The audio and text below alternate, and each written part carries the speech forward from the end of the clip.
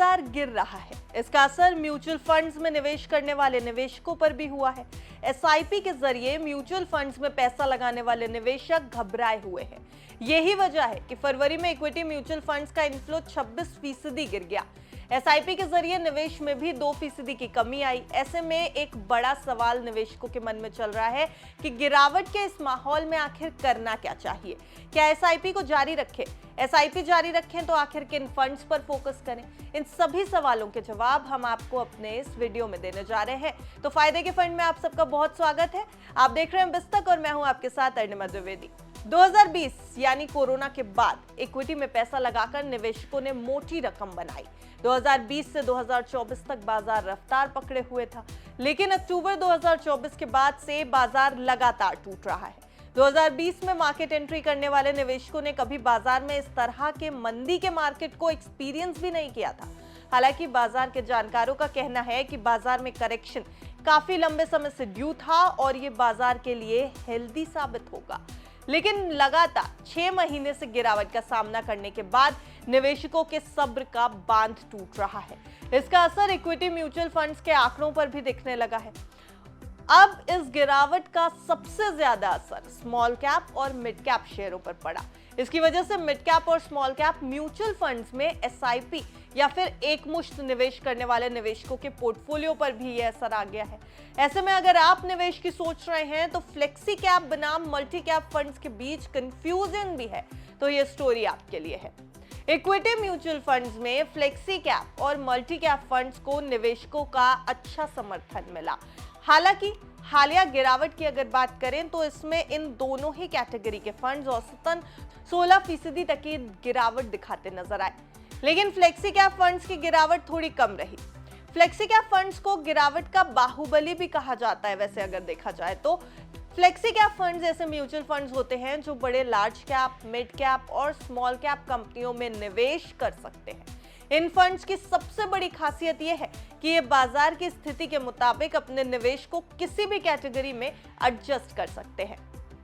अब इसका मतलब ये हुआ कि ये फ्लेक्सी कैप फंड्स बाजार की स्थिति को भांपते हुए निवेश की रणनीति को बदल सकते हैं।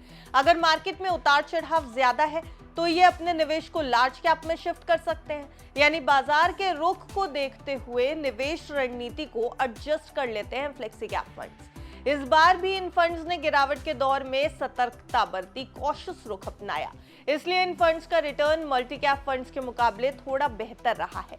स्टोरी के कंक्लूजन पर पहुंचे, लेकिन यहां पर यह भी समझ लेते हैं कि मल्टी कैप फंड्स क्या होते हैं।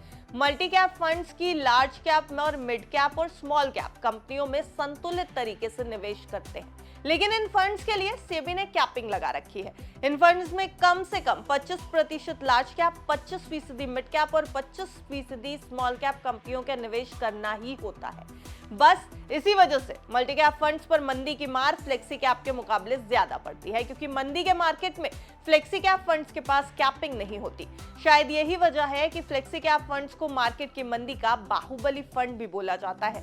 तो ऐसे में अगर आपको लगता है कि स्मॉल कैप या मिड कैप म्यूचुअल फंड्स में आपको नुकसान हो रहा है, तो आप फ्लेक्सी कैप फंड्स के बारे में सोच सकते हैं। बाजार अभी नीचे है तो आपको सस्ते में यूनिट्स मिल जाएंगी और जब मार्केट चढ़ेगा तो निवेशकों को फायदा होगा। अब आते हैं कि आखिर क्या निवेशकों को एसआईपी रोकनी चाहिए। देखिए, गिरावट के दौर में एसआईपी स्टॉप करना अच्छा कदम नहीं है। एसआईपी रोकना बहुत अच्छा कदम नहीं माना जाता है। निवेशकों को एसआईपी जारी रखनी चाहिए। भले ही फंड्स को आप बदल सकते हैं। अगर आपको मार्केट के बारे में ज्यादा जानकारी नहीं है तो किसी निवेश सलाहकार की राय से आप अपने फंड्स का चयन भी कर सकते हैं, लेकिन राय यही है हमारी कि एसआईपी को ना रोकें, एसआईपी को स्टॉप ना करें, क्योंकि बाजार में ये किसी भी तरीके से बहुत आपके बेनिफिट में नहीं होगा। वैसे ये पूरी रिपोर्ट सिर्फ आपकी जानकारी के लिए तैयार की गई है। अगर आपको बाजार में कहीं भी निवेश करना है, कहीं भी दाम लगाना है, तो बिस्तक की आपको सलाह है कि आप अपने निवेश सलाहकार की राय एक बार जरूर ले लें। अगर वीडियो अच्छा लगा हो तो वीडियो को लाइक और शेयर जरूर करें। हमारे इस वीडियो पर आपकी क्या राय है हमें कमेंट सेक्शन में जरूर बताएं, और बिस्तक को सब्सक्राइब करना मत भूलिएगा ताकि बिजनेस जगत की हर छोटी बड़ी खबर से आप रहें बिल्कुल अपडेटेड। देखते रहिए बिस्तक।